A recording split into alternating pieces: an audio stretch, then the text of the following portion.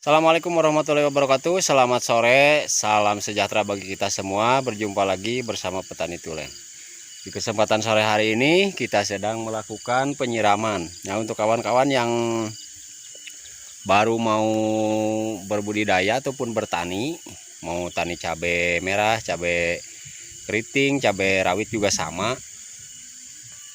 Sebenarnya inilah waktu yang tepat untuk melakukan penyiraman.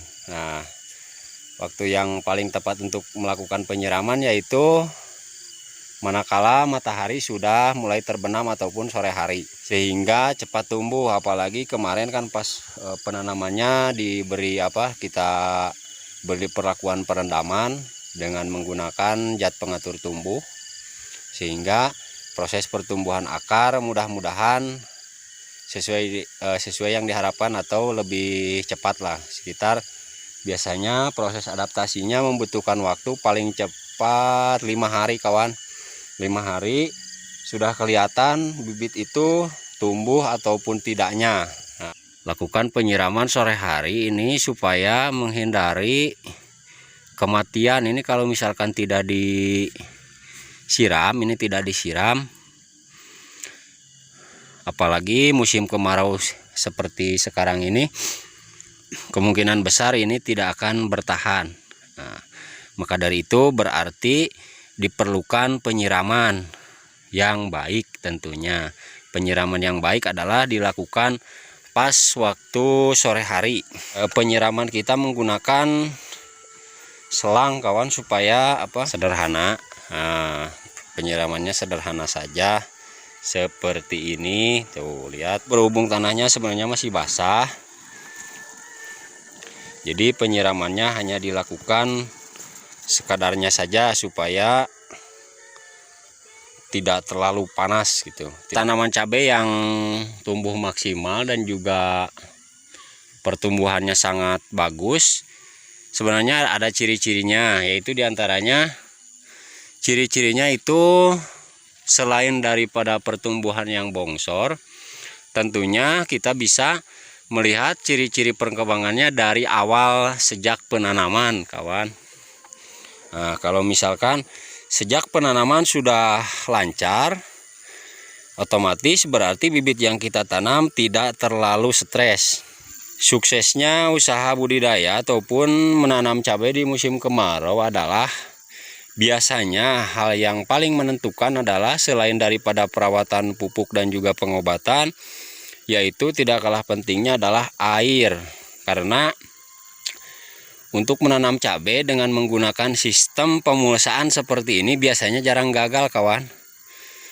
Jarang gagal, namun ada faktor penting yang bisa mengakibatkan kegagalan dalam berbudidaya cabai khususnya di musim kemarau, yaitu air itu sendiri. Kalau kita misalkan kurang pandai mensiasati ataupun memanage air, mengatur air lah intinya, mengatur kelembaban di area perakaran cabai kita, biasanya itulah faktor ataupun penyebab kegagalan daripada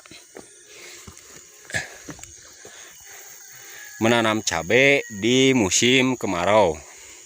Nah, seperti inilah, makanya dari awal kemarin pas penanaman saya berani mempublikasikan metode ataupun cara menanam cabai seperti ini, yaitu dengan cara pruning. Tuh seperti ini, hanya disisakan beberapa helai daun saja. Nah, inilah saya kira untuk menanam cabai di musim kemarau menggunakan bibit cabutan, inilah cara yang terbaik menurut saya. Karena dengan cara ini bisa menurunkan tingkat kematian daripada bibit yang kita tanam. Penyepraian pertamanya kita lakukan 1 minggu setelah tanam menggunakan formulasi kuantum. Saya bisa disebut kuantum karena formulasi ini bisa melonjakkan ataupun bisa mengakibatkan lonjakan pertumbuhan yang signifikan kawan. Nah, maka dari itu ikuti terus langkah-langkahnya, videonya seperti apa, Insya Allah akan saya update terus. Nah, seperti ini penyiramannya menggunakan kombinasi antara pipa peralon dan juga selang sederhana seperti ini. Ini berhubung lahannya di sawah karena mudah lah untuk perawatannya. Kalau lahan yang di tegalan kita menggunakan irigasi tetes ataupun sistem vertigasi karena untuk mempermudah perawatan kita dalam hal penyiraman. Maka dari itu saya akan bagi-bagikan rahasianya bagaimana caranya membuat formula kuantum ini untuk melonjakan, untuk mendapatkan lonjakan pertumbuhan yang sangat drastis sekali, yang sangat signifikan dan juga cepat kawan. Nah, maka dari itu ikuti terus langkah-langkahnya seperti apa dan juga pestisida yang digunakan. Sebenarnya menggunakan bahan-bahan yang sederhana dan juga obat-obatan yang murah-murah. Saya tidak menggunakan yang mahal. Seperti itulah caranya. Kita hanya menyiram bagian daunnya saja kawan, supaya tidak kepanasan saja gitu. Supaya menurunkan hawa daripada ataupun uap daripada mulsa ataupun hawa tanah yang berubah gitu. Karena pemulsaan biasanya mengakibatkan hawa hangat pada waktu malam hari kawan.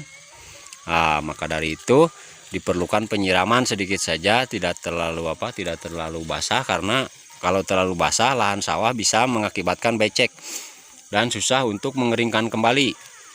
Nah, sehingga kalau lahan sawah ataupun tanah sawah terlalu becek bisa menyebabkan timbulnya berbagai macam penyakit yang sangat berbahaya bagi tanaman cabai. Diantaranya yaitu penyakit layu fusarium. Itu dipicu oleh sebelum menyebarnya cendawan tentunya bakteri ataupun jamur fusarium. Nah, penyakit layu fusarium itu ataupun layu bakteri sama saja sebenarnya, hanya jasadnya saja yang beda, tapi efeknya sama, menyebabkan layuan dari mulai layu sampai dengan kematian. Nah, untuk mencegah hal itu, langkah pertamanya yaitu kita membuat kering, membuat steril lahan area pertanaman. Nah, itu sebenarnya langkah sederhana yang lumrah dilakukan. Namun ada hal penting lagi, mudah-mudahan kedepannya kita semua panjang umur, kita semua masih hidup. Nah, insya Allah saya akan bagi-bagikan bagaimana trik rahasianya untuk melonjakan pertumbuhan ini. Karena di tahap awal untuk penanaman cabai, hal yang perlu diraih di tahap awal adalah hidup kawan. Bukan apa-apa, kita jangan terlalu mikir untuk rimbun atau apapun. Kita harus mengupayakan bibit yang kita tanam itu hidup dulu. Karena kalau tidak hidup, mana mungkin tanaman cabai bisa rimbun. Nah, setelah itu baru kita merencanakan mencari formula supaya meningkatkan ataupun menyuburkan cabai itu sendiri. Ya, maka dari itu simak terus, ikuti terus langkah-langkahnya. Saya beritahu lagi, channel Petani Tulen ini adalah murni channel pertanian, tidak dicampur adukan. Itulah cara kita dalam hal perawatan awal setelah tanam. 1 hari setelah tanam kita melakukan penyiraman.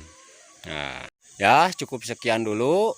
Terima kasih, mudah-mudahan bisa bermanfaat untuk kawan-kawan, khususnya para petani cabai.